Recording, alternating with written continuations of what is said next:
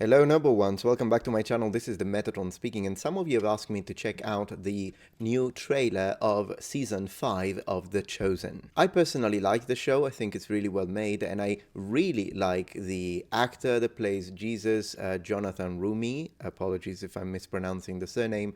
And also because I watched a few interviews that he did with several famous people, interviewers, and he is very humble and really I like that very much. With that being said, I have talked a little bit about the show, and as you can see here, there is a big problem when it comes to the costume department, when it comes to the ancient Romans. I want to see if perhaps season 5 got better, so I'll mostly review the costume department. I do, however, wish to underline that, of course, the center of this show is Jesus. So, as long as that is represented correctly, it's not a big deal that the Romans are ahistorical. Or maybe they're not. I don't know. Let's see season 5 trailer and let's see if it got better.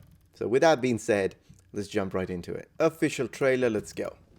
So this, of course, is going to be about the Last Supper official trailer. Let's go. You must know something. I do believe that Jesus is most likely the Messiah. Why? Why what? Why do you believe that? I've seen too much. Then why are you doing this? I suppose I have not seen enough. Okay, so just by context here and the words, why are you doing this? I imagine this to be Judas. So did Judas believe that Jesus was the Messiah, but still chose to betray him? I'm going to say yes, because, well, the scripture does say that he ended his own life afterwards, so that kind of suggests that, yeah, he did think that there was something about Jesus, so I would say this is fine as a good representation.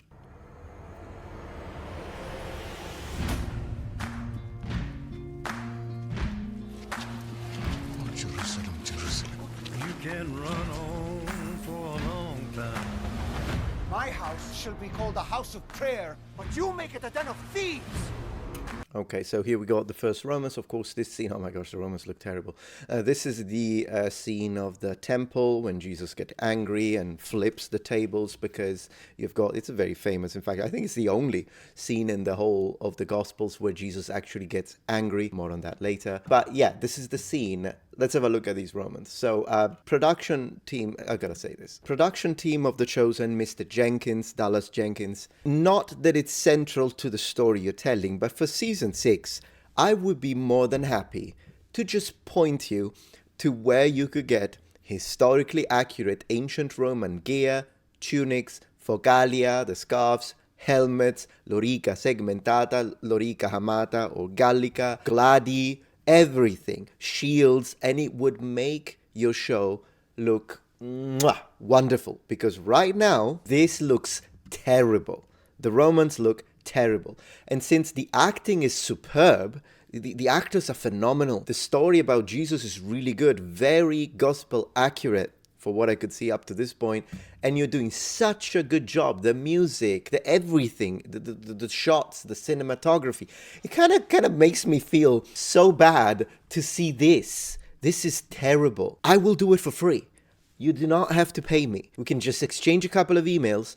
I'll send you towards some people that can make this stuff very quickly for you, by the way. And I promise this will look spectacular for season 6. Everybody's going to talk about you. Everyone is going to say, man, those... You don't even need to mention me. Don't even say my name. Don't say anything. You could just say, well, we've had a little extra advice and we decided to increase the quality of the representation of the ancient Romans in this show. This is really bad.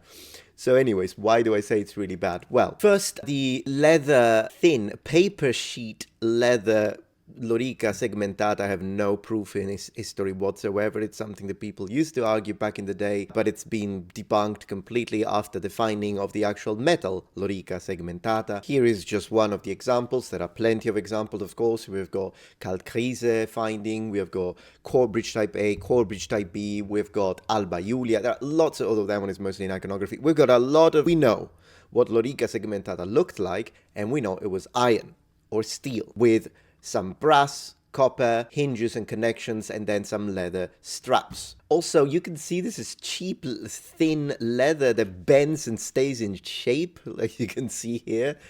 It's really bad. Besides, we know that the Romans spent time polishing their gear, making sure it looked great. So like a nice matte finish for their lorica segmentata as they glitter in the sun would have been spectacular and historically accurate.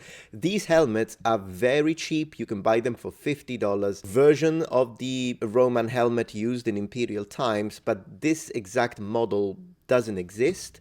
With this type, it's kind of a mixed match between different models. The helmets I would point you towards would cost $100. It's not that I'm telling you need to spend thousands of dollars, and even if they have the budget, we know they have the budget because they crowdfunded it. Also, leather bracelets, they are never found in iconography. I've ranted about this. Every single legionary needs to have his black leather bracelets that didn't exist, so as well, don't give him anything. Or if it's a rich centurion, an officer, maybe a tribune, then you can give them something brass or silver that they are wearing, sure, but just because they are rich, they make money, they're successful, but the average legionary, they shouldn't be wearing anything, let alone this non-existent bracelet. The tunics as well, I mean, the tunics are fine, but then again, every single tunic is sleeved. I would instead alternate between sleeveless tunics and sleeved tunics, because in iconography we see a lot of alternation between these two. Luckily, they did give them focalia, so I'm happy that they're wearing scarves. They're wearing these mantles. Now, Romans would have worn capes, so that's not a problem necessarily. But then again, it should have become a uniform. It should be something that they wear if it's cold. Let's put it this way. So kind of dependent on the weather. Not to mention the helmets are too big for these gentlemen, and the strapping, it seems to be, you can see that under his chin, this helmet is strapped, but the strap system is connected to, I think, maybe something in the inside of the helmet, whereas the reality is that they would have strapped the cheek plates, because otherwise these cheek plates are gonna flap.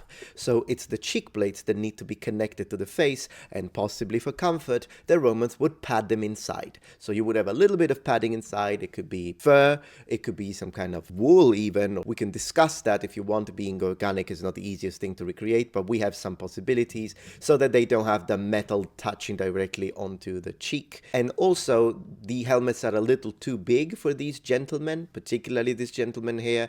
And to mitigate that, though, you could have the soldiers wear some sort of beanie that I would suggest to make of wicker, so that then, as again, to be correct with the historicity of these legionaries, and then that way, even if the helmet is a little bit bigger, it's not a big problem because you've got some padding underneath it. It kind of creates a more believable situation. By what authority are you doing these things?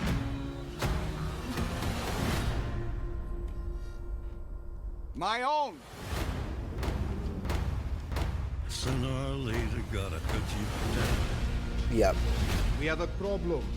Jesus operates entirely outside our jurisdiction. Woe to you, scribes and Pharisees! Stop this at once! The world is changing, and Jesus offers a vision to redeem it. He's not the Messiah! Tell him that God's gonna cut you down.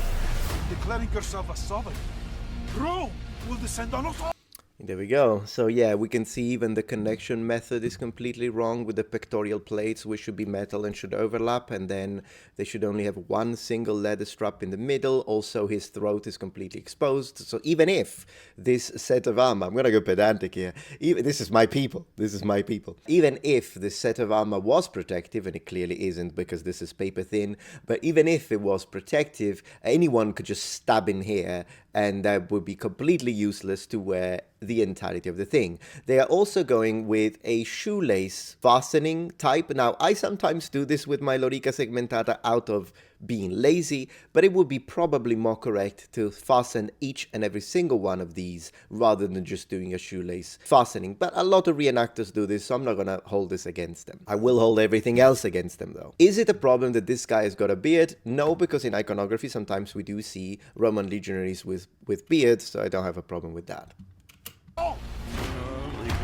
Let me have a look at these shields. Oh, good. We got a nice shot. It appears that this, what is he, a Jewish man? I'm not sure, is holding a spatha, a Roman spatha, in fact. It's very long, kind of weird that he's, but maybe he looted it, I don't know. The way he's holding the shield, at least the grip, I believe is correct, the briefcase grip, at least it's not strapped to the arm, which is something that people do.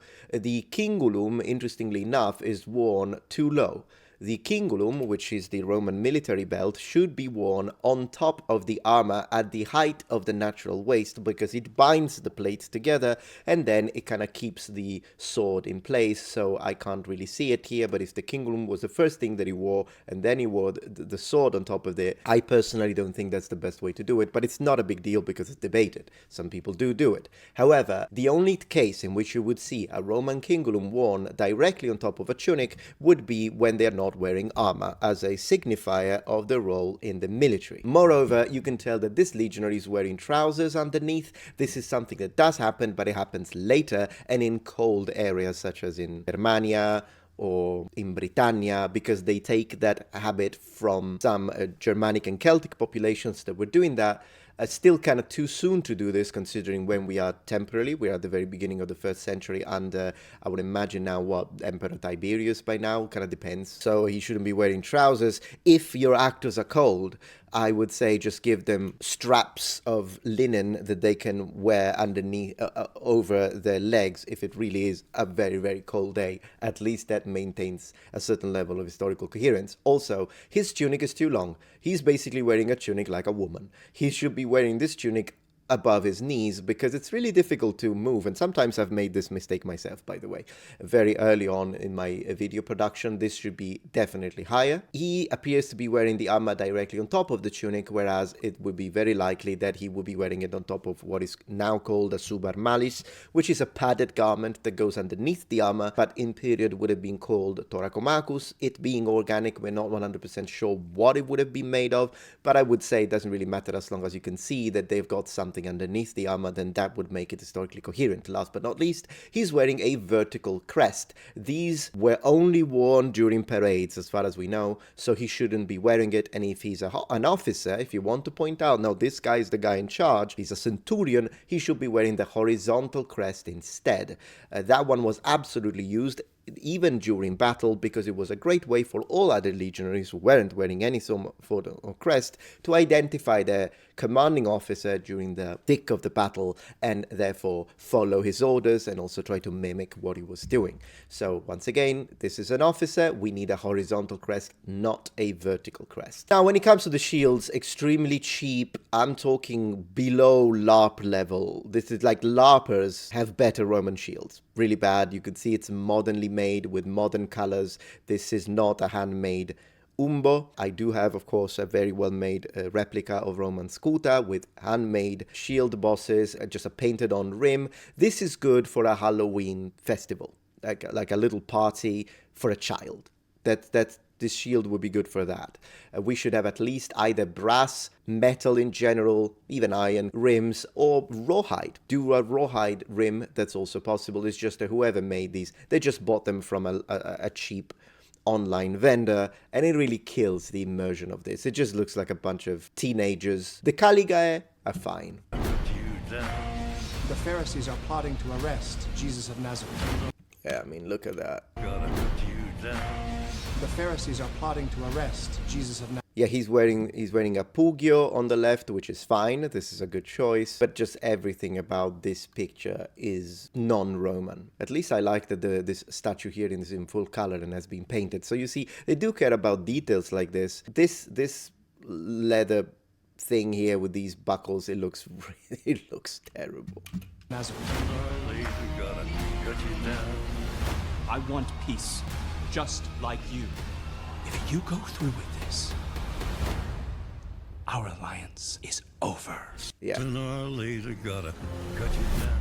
There is talk of a collaborator from within of his own followers. Go and tell that midnight rider. City's on edge. If you succeed, I'll be the one left to pick up the pieces. Go tell that long-tongued liar. I ask that you keep your distance from me in Jerusalem these next few days. Why? Sooner or later, Phenomenal actors. gotta cut you. like the breaking of the bread. I'm not a huge fan of the music in this case. I like it on its own, but for this, I'm not a huge fan. But that's just me. I'm sure that there will be people who say, no, I love the music that they chose. That's the famous whoever the heck it is. To me personally, okay, this is just a personal opinion, very subjective. I just don't like it. I don't like this music, this choice of music for the trailer. But the trailer is pretty good apart from that. You serpents! How will you escape being condemned to hell? Oh, yeah, I liked that one. What have you done? Sooner or later, gotta cut you down. No. A 3-part theatrical experience begins March 28. I'll definitely be watching it. Now, I did see that there is a video that I kind of wanted to check where a priest reviews it. Where did I find it? Oh, of course, Ruslan did reviews it. Okay, I'll have to check it out. Maybe I'll do another react. So for those of you who know Ruslan and his channel is a really good channel, if you want me to react to this and see what he thought, and maybe see if we agree on this, let me know in the comments and I'll make a follow-up video. But for today, I had chosen to check this one out. Does the Chosen Season 5 Last Supper trailer get it right? And it's from Father Davis Michael Moses. Wow, what a name. I had a look at it briefly before making this video and I thought, this is good, I need to show it. So let's check it out. Jesus got angry too. Right. And the Last Supper for us as Catholics was absolutely huge. They know how to put together a good trailer. What's up, guys? I'm Father David Michael Moses. Thought I'd hop on real quick and hello, Father, and take a look at the new Chosen trailer for season 5 called The Last Supper with you guys and see what we think. If you enjoy this kind of stuff, make sure you subscribe so don't miss out on future videos. Let's take a look. You must know something. I do believe that Jesus is most likely the Messiah. Why? Why what? Why do you believe that? I've seen too much. Then why are you doing this? I suppose I have not seen enough. I'm actually interested in seeing what he thinks, because I thought that was Judas. I think it is Judas, but I want to see what he thinks about this. So I think that was Judas, it seems like, coming to betray Jesus. And right. Their kind of interpretation, Judas actually... I just noticed the money being slapped on the... So yeah. Believes that Jesus is the Messiah, which I think is really interesting and would honestly make sense. It's very interesting when Judas leaves Christ to betray him. He leaves during the Last Supper when Jesus says, "This is my body, this is my blood, given up for you." I find that always interesting because Judas doesn't leave Jesus when he tells him to lay down his life, take up his cross, deny himself. Judas stays through all of that. As this implies, Judas sees all the miracles. Judas sees all the incredible things Jesus has done, but there's a sticking point there that he just cannot get past for whatever reason. And even the way things end with Judas, the way he actually takes his own life, here we go. Yeah, makes you think that he wasn't betraying Jesus to try to make a bunch of money and get some glory or something like that. That there was a real sadness there that led to a despair. He believes he is this Messiah, but there's something that he wanted out of this that he wasn't getting. I agree. Yes, we could say. And he hasn't seen enough. Oh, Jerusalem, Jerusalem. You can run on for a long time. My house shall be called a house of prayer, but you make it a den of thieves! By what authority are you doing I doubt the priest is going to say anything about the Roman armor, but I've already been pedantic enough, so I'm not going to... I was almost going to say it again. these things?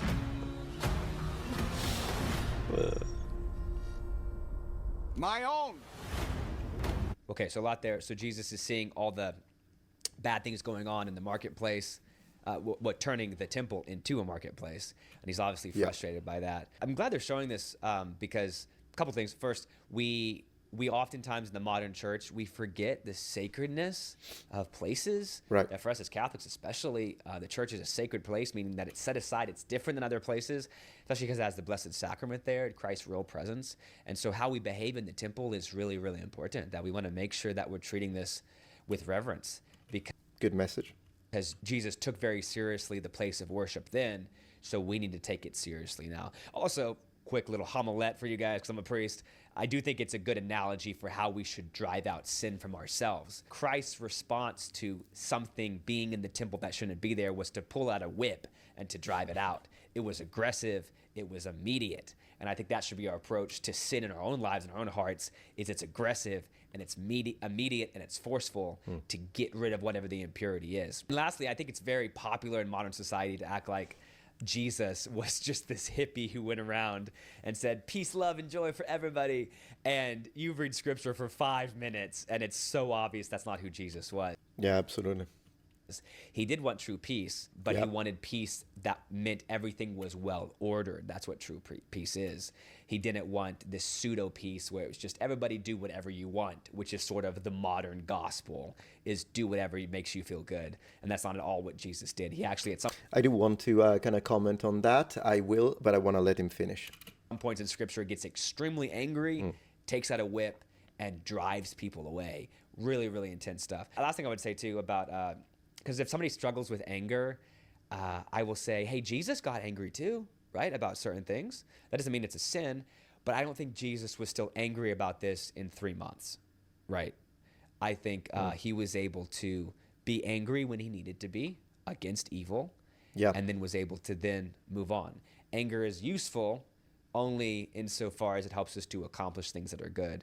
Otherwise, we should really cool off about them. Okay, so 2 things about this. One, I want to talk about the anger. We do have an expression for the type of anger that is represented in the Gospels when there is the flipping of the table and Jesus getting mad at the merchants in the temple, and it's righteous indignation. I think that is the only type of anger that we see in connection with Jesus. Righteous indignation. I don't think he would have had any other type of anger, in the sense that the idea of you get mad at someone because they didn't treat you right, or you get mad at someone because they say something, or you misunderstand and you get angry, or you overreact. All of those types of anger are not found in the scripture in connection to Jesus. The only one we see is what we define as righteous indignation. So very different type of anger, if you will. When it comes to the idea of live your life however you want, I'm not trying to strawman the priest, okay?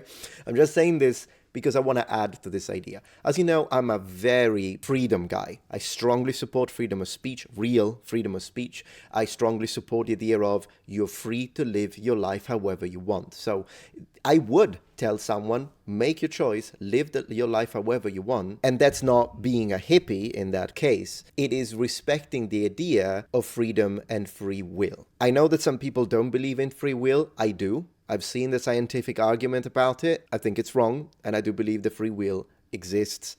I can expand on a dedicated video if you want. Take a shot every time I say that sentence. With that being said, yes, people are free to live however they want, even from a Christian, Catholic, evangelical, whatever type of Christian you are, perspective. We are not supposed to force someone to, again, not what he's saying, but we're not supposed to force people to do good, even in our own eyes. So we think, but they should do this. Okay, but God gave us willpower and the ability to choose. If he, who absolutely could, didn't force us, then neither should man. So on one hand, yes, I believe people should be free to live their lives however they see fit. But if people do ask me, well, what do you think is the best way to live life? Then I'll tell you what I believe. And I'll tell you that, to me, the best way to live life is to live a Christian life, because I'm a Christian, and that's what I'm going to teach my kids.